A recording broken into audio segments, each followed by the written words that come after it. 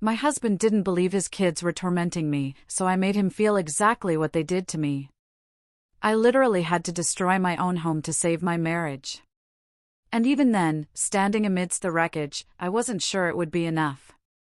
The betrayal I felt ran deeper than any mess. It was the gut-wrenching realization that my husband had chosen his children's manipulations over my sanity for 3 agonizing years. 3 years ago, I married Glenn.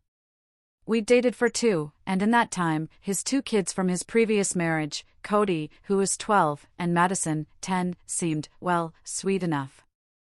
I only saw them every other weekend, and Glenn handled everything. They were a little hyper, sure, but nothing crazy.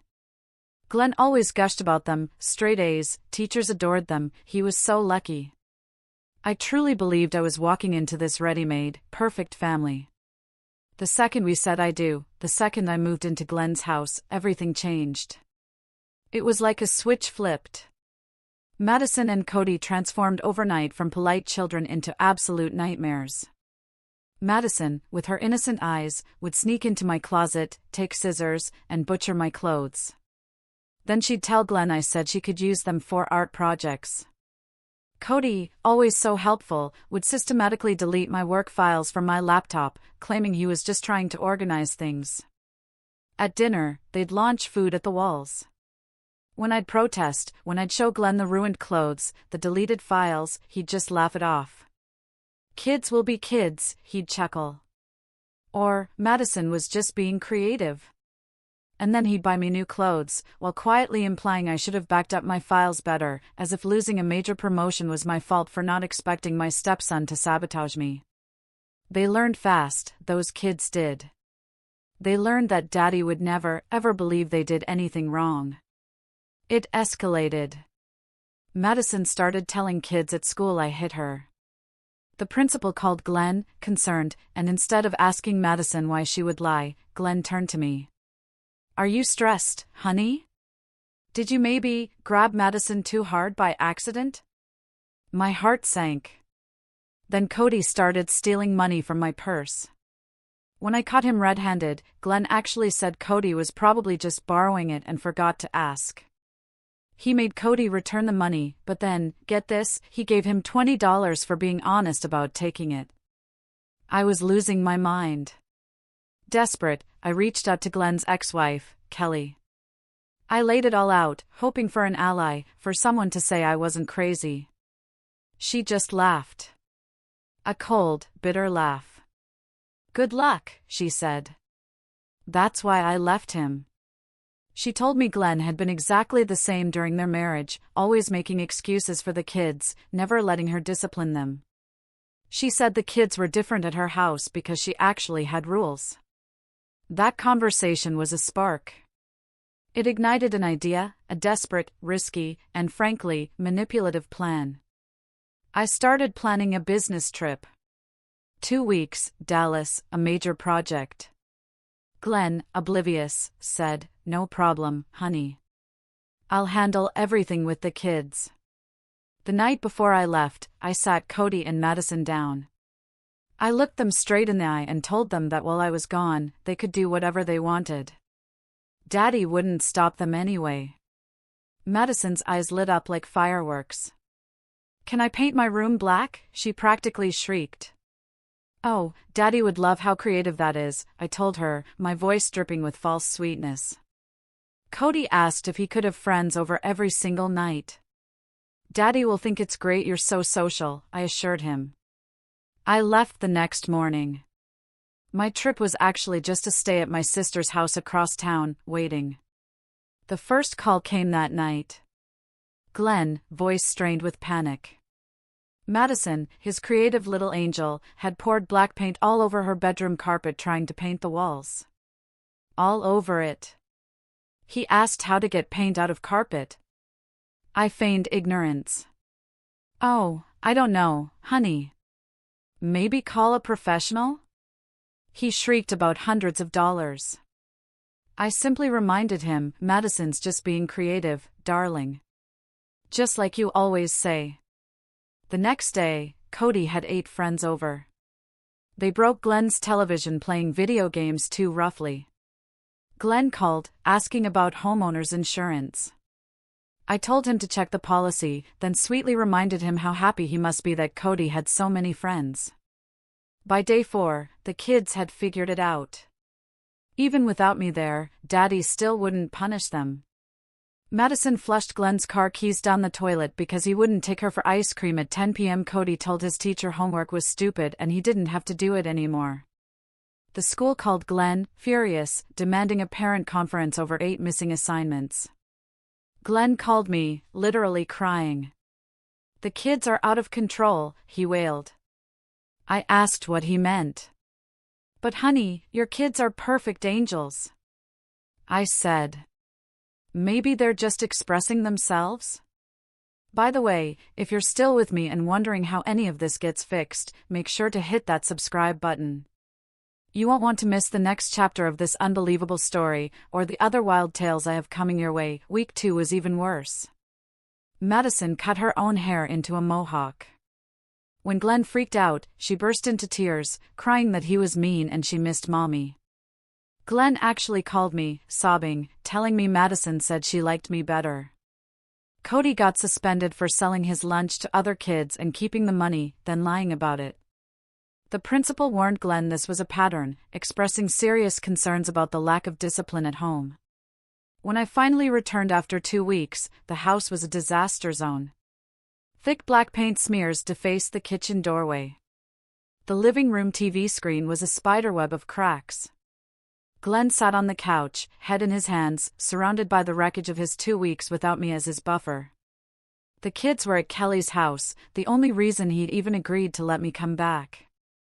He looked up at me, his eyes red and swollen. "I get it," he whispered. "I finally get it." I didn't feel the triumph I'd expected. Instead, a wave of exhaustion washed over me, a profound sadness that it took destroying our home and manipulating his own children for him to finally see the truth. We spent the first hour walking through the house, Glenn cataloging each incident in a hollow voice. The black paint ground into Madison's carpet? $800 just to attempt cleaning.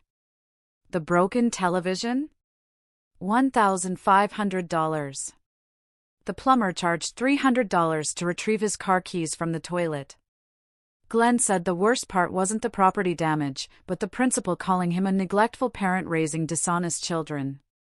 He'd always believed his kids were perfect, that everyone saw them as angels. That illusion shattered something deep inside him. I asked him what he wanted to do, if he wanted me to move out permanently, or if he thought we could fix this. He didn't know, but he needed me to understand. He was genuinely sorry for making me feel crazy and alone for 3 years. That evening, Glenn's mother, Lyanna, called.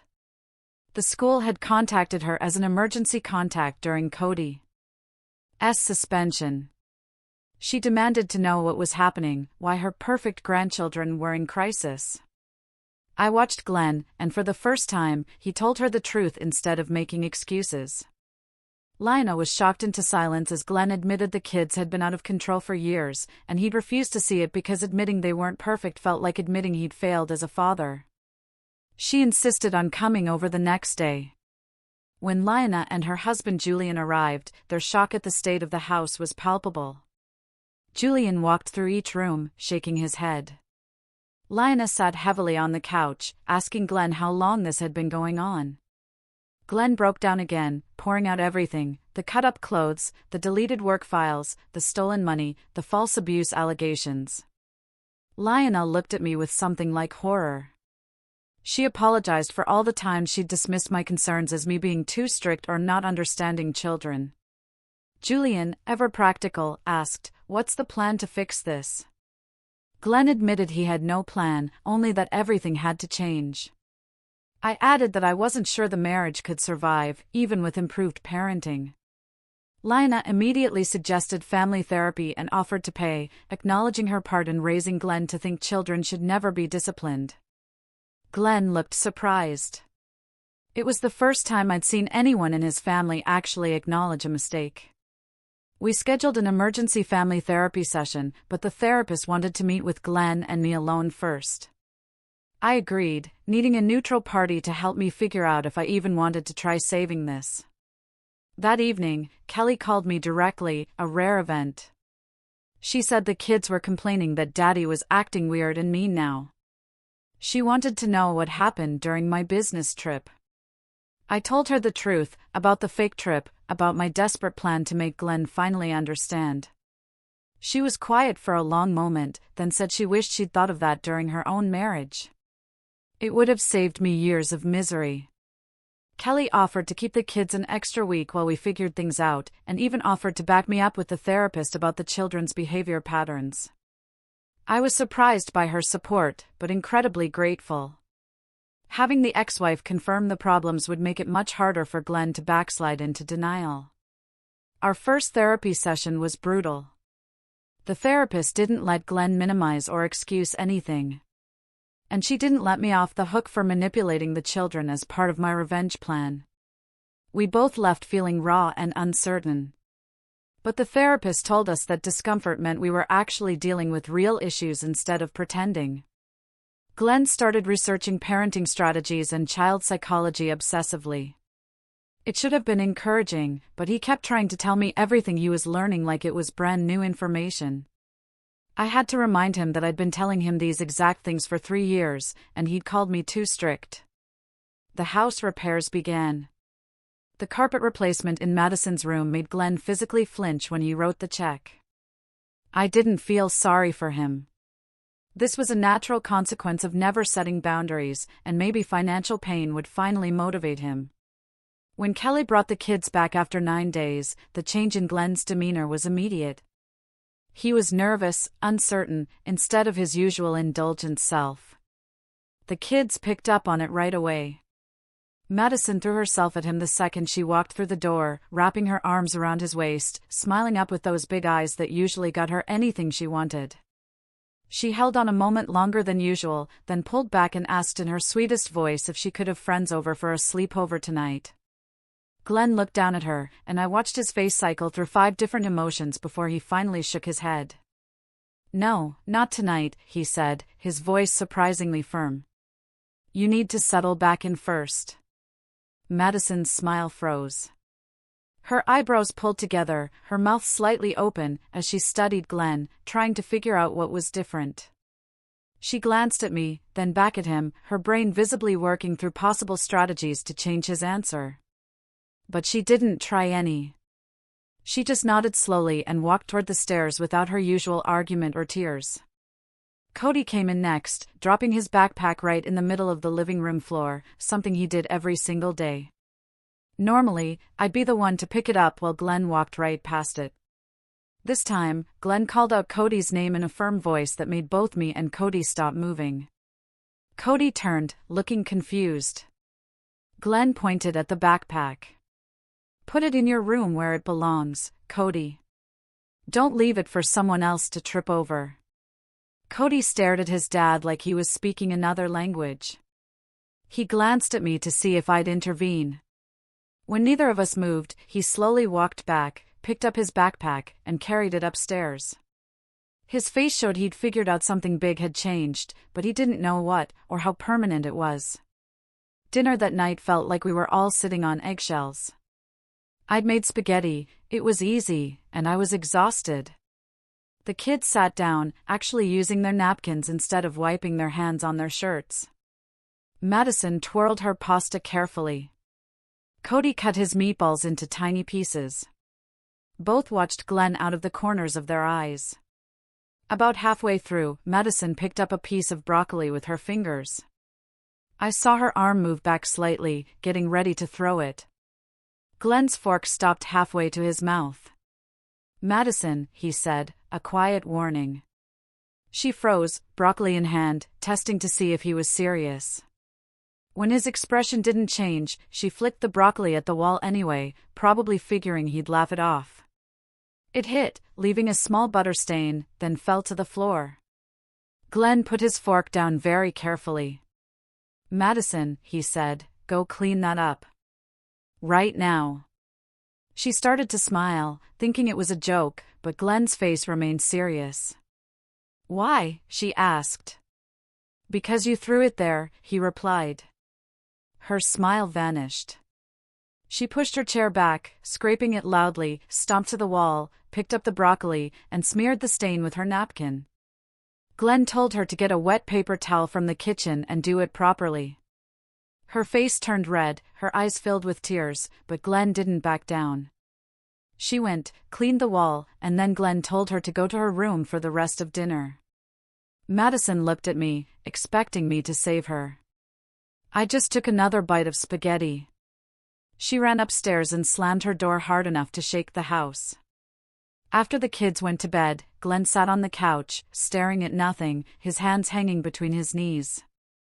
I sat down next to him. He finally asked, in a quiet, broken voice, if that's what parenting was supposed to feel like. If it was supposed to be that hard and exhausting. Yes, I told him. That's exactly what it feels like. It's hard and thankless, and you have to do it every single day without giving up.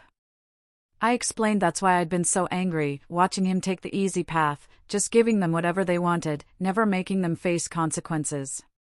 He nodded slowly. I always thought being a good parent meant making your kids happy, he said. Making sure they never felt bad or upset. That's not parenting, I corrected gently. That's just avoiding conflict. And it doesn't help kids learn how to handle real life, where they can't always get what they want. The next morning, I was in the kitchen, making coffee, when Madison came downstairs wearing one of my cardigans over her pajamas. She'd done this dozens of times, just went into my closet and took whatever she wanted. I was about to say something when Glenn walked in. He stopped short. Is that yours? He asked her. Madison shrugged. I was cold. Glenn told her to go upstairs, take it off, and apologize to me for going through my things without permission. Madison looked shocked. It's just a sweater. What's the big deal? Glenn repeated himself, that same firm voice from last night. Madison's face went through anger, disbelief, then something close to fear. She pulled the cardigan off right there, threw it on the counter, and muttered, "Sorry," before running back upstairs. Glenn picked up the cardigan and handed it to me carefully, like it was something precious. I took it, and felt a tiny spark of hope in my chest. Maybe, just maybe, he was actually capable of changing. Maybe the last 2 weeks broke through to him in a way 3 years of my complaints never could. 3 days later, the school called while I was working from home. Glenn was at the office. The principal said they needed Glenn to come in right away. Cody had told his teacher that his dad was being mean and he was scared to go home. My stomach dropped. I knew exactly what Cody was doing, using the same manipulation tactics that had always worked before. I called Glenn. He was quiet for a long moment, then said he'd leave work immediately. 2 hours later, Glenn came home, his face tight with an anger I'd never seen before.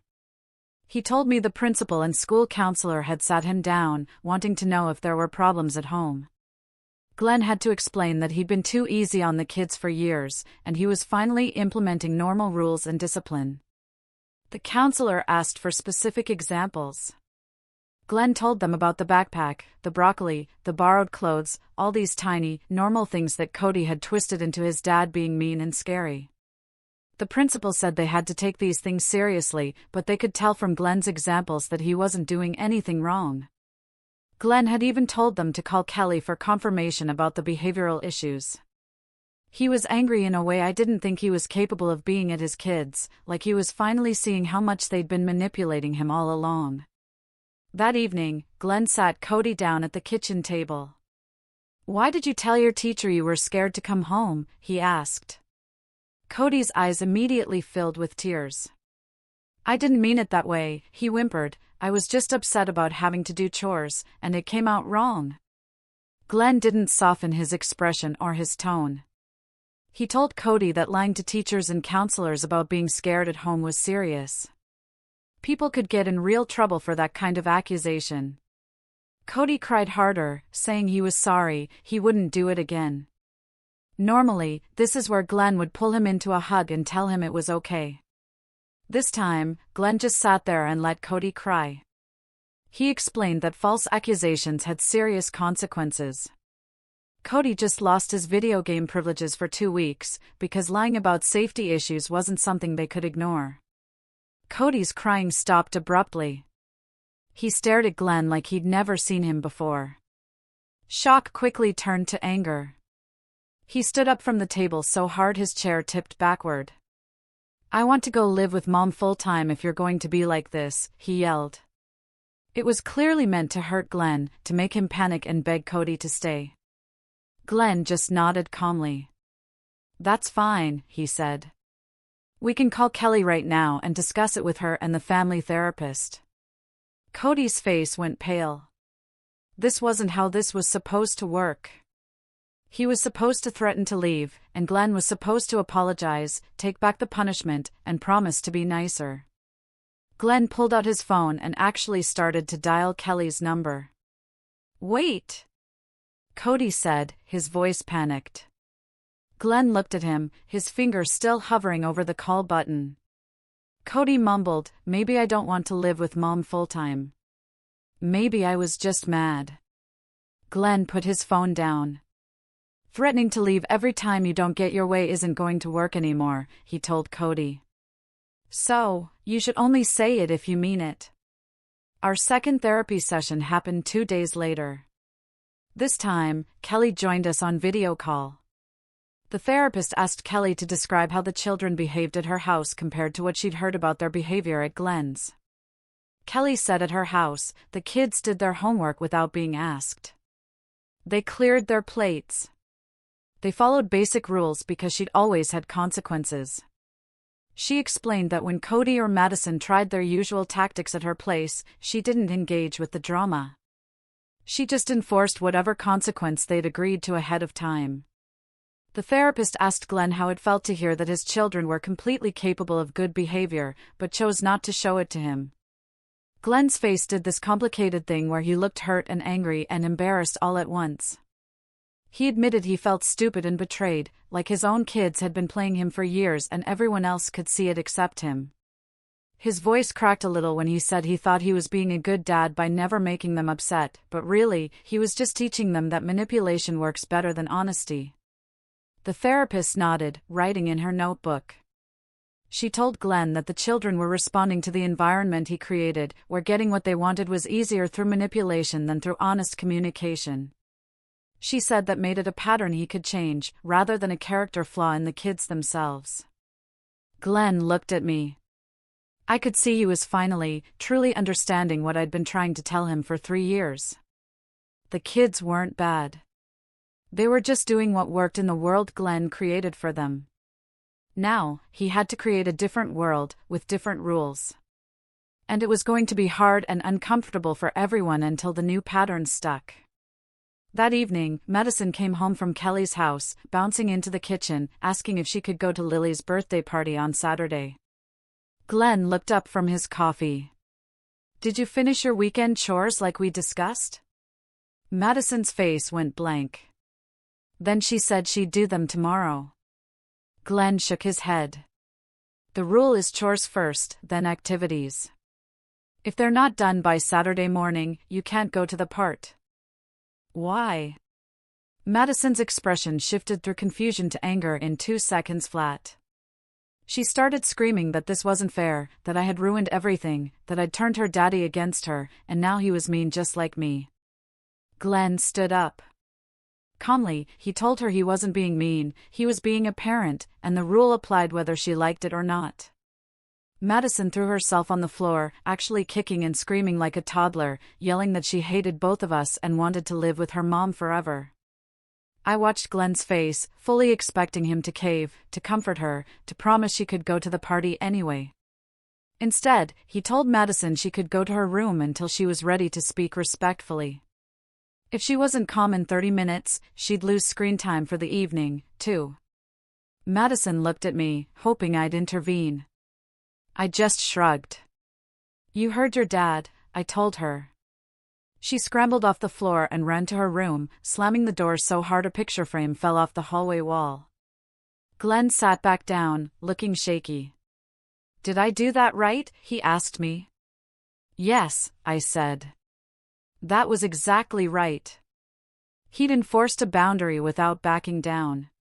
He ran his hands through his hair. That was the hardest thing I've ever done, he confessed, watching her cry and not immediately making it better. About 40 minutes later, Madison came out of her room, eyes red. Quietly, she asked if she could still go to the party if she did all her chores tomorrow morning.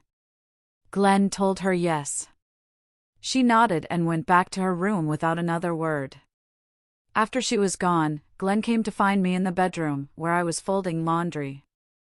He sat on the edge of the bed and stared at his hands for a minute. Then he told me he understood now why I was so angry and desperate. Watching Madison scream that I ruined everything while I stood there enforcing a simple boundary showed me exactly what you've been living with for 3 years, he said. Every time I gave in to stop the crying or the manipulation, you had to watch and know that I was choosing their comfort over your sanity. He said he was ashamed it took his house being destroyed and his kids going out of control for him to finally see what I was telling him all along. The family therapist did a check-in session the following week with all 4 of us. She said we'd made significant progress over the past several months, but recommended continuing therapy for at least another 6 months.